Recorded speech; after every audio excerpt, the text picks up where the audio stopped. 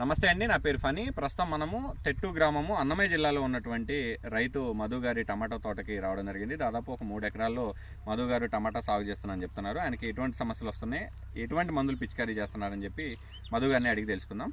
నమస్తే అండి మధు గారు. నమస్తే సార్. సో ఎన్ని ఎకరాలు టమాటా సాగు చేస్తున్నారు? 3 ఎకరాలు టమాటా సాగు చేస్తున్నాం. 3 ఎకరాలు. ఇది ఎన్ని రోజులు పంట అండి? 40 days.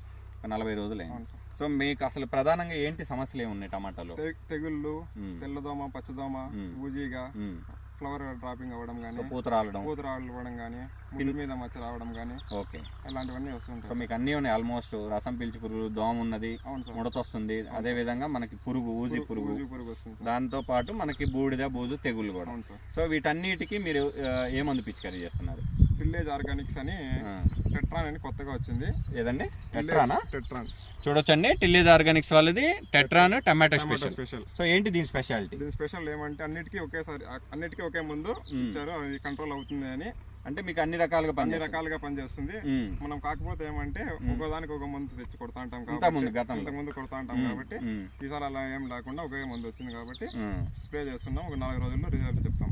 సో ఒక 4 రోజుల్లో మీరు దీని రిజల్ట్ అనేది చెప్తారు. ఈ రోజు తేదీ చూసుకున్నట్టయితే జూన్ 2 అండి, 2026 సంవత్సరం. సో ఈరోజు మధు గారు ఈ టెట్రాన్ అనేది వాళ్ళ టమాటా పంటలు స్ప్రే చేస్తున్నారు.